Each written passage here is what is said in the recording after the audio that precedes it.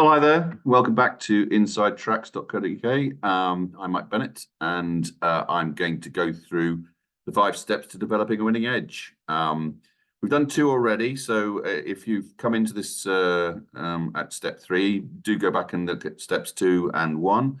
But we're now at step 3 of 5, and the first 2, step 1, we looked at how some horses like specific courses, and we all heard the expression horses for courses. It does exist, and it's a well worthwhile looking at a horse's form and seeing whether it improves at a certain course.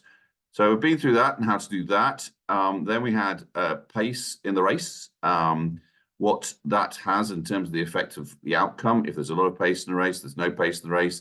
If one horse has likes to be in the lead and has the pace and no one else does, all those angles in terms of what part pace plays in a race and how you can work it out and develop your own understanding of how to look at a race and see where the pace is coming from. So that was step 2. Please watch that video. And now we're on to course and distance draw bias. That's really, really important that you understand this, because if you don't understand it, somebody else will. So what is course and distance a draw bias? Well, draw bias exists on pretty much every course, certainly most courses. It's very rare for a course to have absolutely no draw bias. Sometimes, though, that draw bias is big, really big, and makes a difference massively to the outcome of the race. And sometimes it's actually small, that can actually tip 2 horses that are exactly the same ability. One has a slight bias to their draw, and it could just give them that extra head or length that they need to win rather than come second. So what are the reasons? Why does draw bias exist? Well, very simply, the most obvious and clear way that you get draw bias is the layout of the course. So I'm going to look at 2 courses, Beverley and Chester. So if we look at Beverley, and we see this is a snapshot of the 5 furlong start at Beverley. Now, clearly you can see that the horse that is in stall 10 here is further down and lower down than the horse here in 1. And this horse in 10 has to come up a steeper hill than the horse in 1. So clearly at Beverley, if your horse is drawn 1, it has an advantage over everything drawn to its left. And certainly, if its main competitor is in stall 10, then all things being equal, the bias will assist the horse in drawn 1. And the statistics back that up and say, yes, there are more winners out of low-drawn horses at Beverley over 5 furlongs than there are winners coming out of the higher stalls.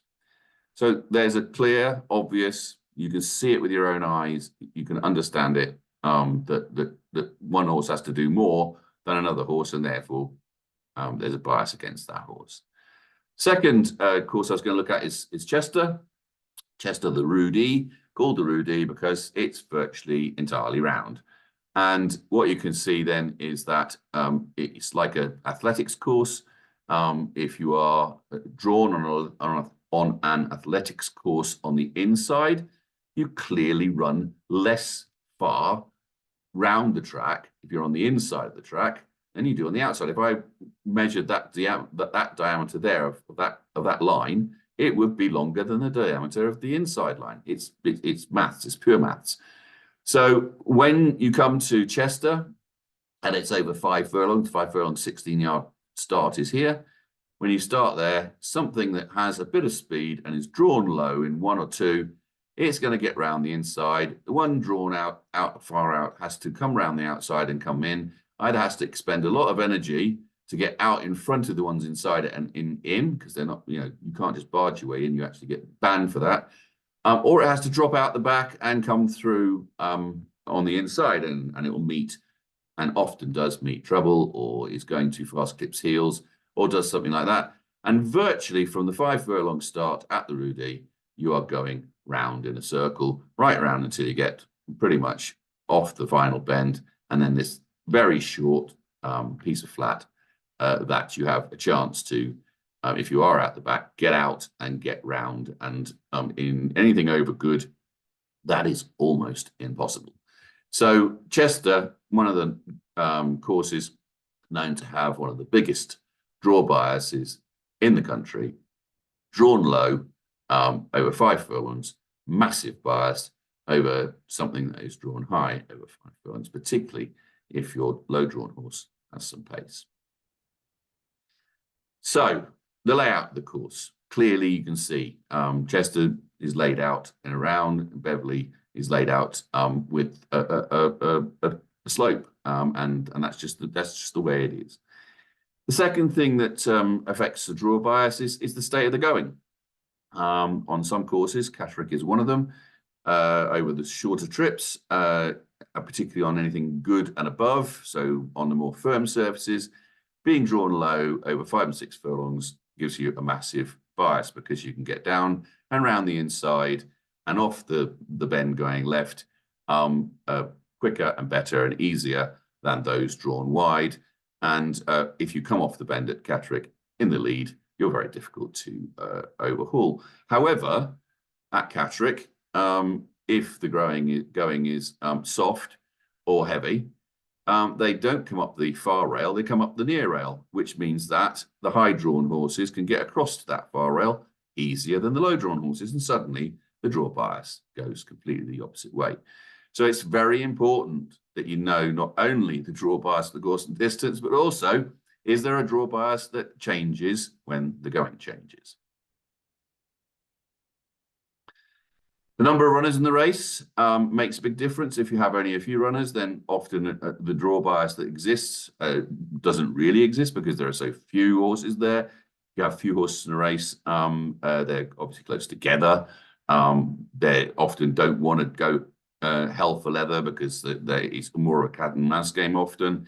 And so very few runners in a race. I mean, let's take a 2-horse race. There won't be any draw bias in a 2-horse race anywhere because there's enough chance for them sat side by side in the stall for that any draw bias to be negated. However, if you have a big field, let's take the Derby course at Epsom 1 mile 4 furlongs. The box 1, the lowest drawn horse in box 1 is called the coffin draw. And when you have a large number of runners, more than say 12, so if you've got say 16 or 18 horses for the Derby, then the horse in box 1 is very, very unlikely to win. It has to have everything go for it, and it has to be a better horse than the rest. So remember that it does make a huge difference, particularly in where there is a draw bias. If the number of horses in the race is high, then that draw bias is often magnified. And where the stalls are positioned on the course also makes a difference. Air, for instance, does change round depending on if they have a festival up there and it's soft, they'll have the stalls on the near rails on one day, the middle of the course the next day, and the far side the day after. And so understanding where the stalls are going to be positioned is very important, and be aware that there are some courses that move the stalls around and start them in different places. Now, most courses don't, because most courses they have a day's racing and then off you go somewhere else, and then a week or 10 days later the racing's back at the course and they only have a day again. It's very rare that they have big festivals, but when they do, maybe they'll move the course or they'll move the rail, and you need to be aware of what that is and when it happens, so that you can adapt and say, yes, it's over on the far rail, therefore high numbers are now favoured. It's over on the near rail, no, low numbers are now favoured. And that does happen, and you need to have that information to hand. So draw bias exists, either big or small. Reasons I've given you there are quite clear. And that draw bias can even affect the pace at which the race is going to be run, because you might well have something that has a real strong draw bias that won't be going off at a massive speed, and the one with maybe some early pace is drawn wide, doesn't really want to expend all the energy to get round the rest of the field to the front. So actually the race is not run at the same pace as it would be where there was less draw bias, or the horse who has the pace was better drawn. So be aware that draw bias can even affect how you think the race is going to be run, because you might have two horses that always want to lead and have got plenty of early pace, but are badly drawn and have a big bias against them, and they maybe want to drop out the back or won't be able to get to the front, and therefore the race will be run slower. And you do get jockeys who will take advantage of that. Let's take Nottingham.